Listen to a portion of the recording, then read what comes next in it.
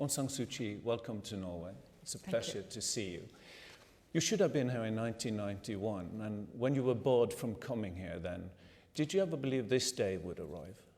Yes, I wasn't actually barred from coming here. I think in a way I could say I chose not to come at that time because I did not feel it was right. But there were a lot of trouble in your country then. How much of an improvement do you see now? There has been an improvement, but I've been saying repeatedly that this is just the beginning of the road to democracy, and we cannot take too much for granted at this point of time. During all of these years, did you ever fear for your own safety? No, never. Never? No. You felt you were safe? I actually never thought of my situation in terms of safety or danger. I know that people talked about it, and I really gave thought to what they said when they said be careful of your security, your safety, but it didn't really make sense to me because it was not really in my hands, my safety and my security. So I did not see what point there could be in thinking about it.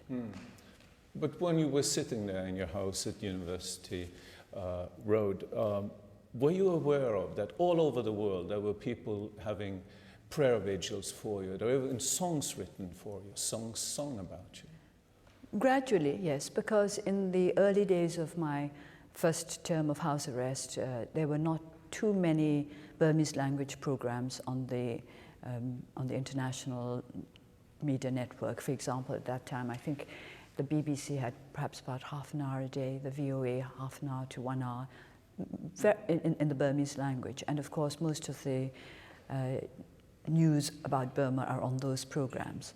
So I didn't get as much news about movements to support us in the world as I got later when the times of these broadcasts were increased because of demand. And then of course there was the Radio Free Asia and the Democratic Voice. But a lot of censorship also in your country at the time.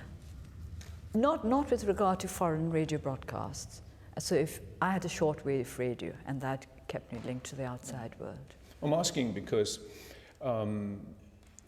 straight through those years when you were in confinement and in prison from time to time, people still looked upon you as their true leader in Burma. I remember in Aung San Market, just a few years ago I was there, there was a woman who was selling pictures, and she said she could not sell pictures of you when you were older than 12 years old. Oh. And they even only whispered your name. That's how dangerous it felt. I do remember that in 1989, before I was placed under house arrest. I was placed under house arrest on the 20th of July.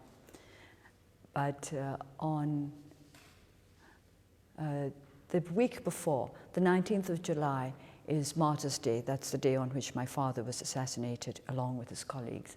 So they used to have on Burmese television programs about my father a couple of weeks before Martyrs' Day. And they still had a program of that kind in 1989. But I was struck by the fact that when they showed photographs, family photographs of us, there was my father with my two brothers in his arms, and there was my mother with me in her arms like this. They'd cut off the photograph here so that my picture as a baby was out of the family picture. Really? Yes, I was struck by that because I was just a few months old, and they cut the photograph off where my mother was holding me and just showed my mother, my father, and my two older brothers. That's how dangerous you were to the regime. I thought it was very funny. You thought it was Yes. funny? And very silly too. But I mean, your personal story, your personal experience is so intertwined with the destiny of Burma, isn't it? I would like to think that's intertwined with the destiny of my people, all of us had together. Isn't that the same thing? I don't like my destiny to be spotlighted. It's the destiny of the people of Burma that we are trying to get into our hands. But do you feel it is a problem that you are standing up as a symbol? I mean, all over the world, and also in your own country, of course, you have been hailed as a very brave fighter for democracy, non-violent fighter for democracy. Is that a problem, do you think, that you're held as such a symbol? I always think that in politics, especially democratic politics, one should not focus too much on one person. But then, on the other hand, it always happens in such movements because it's easier to focus on one person than on a whole movement. It's just that people react more to personal, to appeals to the personal emotions, if they like. So I do not think it's the best thing, but it's natural. And I'm very grateful for the support that people have given me. Although I accept that this is not really, in the ultimate analysis, it's not for me as an individual, but for the cause which I'm serving. But still, you have sacrificed a lot, wouldn't you say? I have to keep reminding people not to use the word sacrifice, because it was a choice I made. It is not a sacrifice. I decided to do what I'm doing because I thought it was the right thing to do, and nobody owes me anything for that. It's not a sacrifice. But I mean, when you chose not to go to your late husband's funeral, Yes. that must have been a sacrifice for you in 1999. No, I think it was more of a sacrifice for my sons than for me. For me, it was again a choice. I chose not to go. If I had wanted to go, I could have gone. And at that time, there was you thought perhaps that there would be a problem returning to Burma. And this is your first trip abroad since then. Do you have that same fear now at all? No, I don't. You don't? There has been a change in Burma. I don't think they'll keep me from going back. Otherwise, I'll have to come straight back to Norway. Tell me, why did the generals decide to try a new policy of reforms? I think there are several reasons, one of which is that the country was obviously suffering from the regime that had been in place for several decades. And I think there are people in the government, starting with the president himself, who wished to put the country on a better path. Did sanctions help? Yes, I think sanctions help. People have said that sanctions do not help, but when you consider the fact that the very first motion tabled in the new National Assembly was for the dismantling of sanctions, and when you consider the fact that again and again members of the government have asked for the removal of the sanctions, we can say that they helped. Should we lift sanctions altogether or just put them on hold now? The EU has suspended rather than lifted sanctions, and the United States is adopting a similar policy. And I think this is the right one, because it's a way of demonstrating that genuine reforms will be rewarded. But if these reforms prove to be a facade, then the rewards will be taken away again. Do you fear it's reversible, that it is a facade?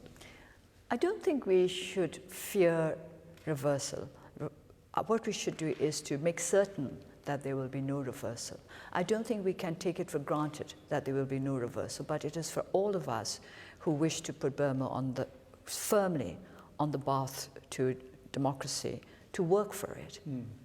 I mean, Burma was the rice bowl of Asia when you parted from England, from Great Britain. Such a rich country and now so poor, so much work ahead, health-wise, education-wise. How will you cope with it? I'm not going to cope with it alone. No single person can cope with it alone. We've all got to be in this together. This is what I've been saying to the people when I was campaigning for the by-elections in April. This is the message I took everywhere, that the people should not depend on me or any particular individual or organization to bring about the changes that they want. They must do it for themselves. They must take part in the political process. And I was very encouraged by the fact that they really understood this message and responded to it by using their power, the power of their vote in the elections. There will be a presidential election in a few years' time. Will you run, madam? No, there will be no presidential elections. There will be just general elections in 2015. The president is not directly elected. But you will run, won't you? Oh, our party will contest elections, yes.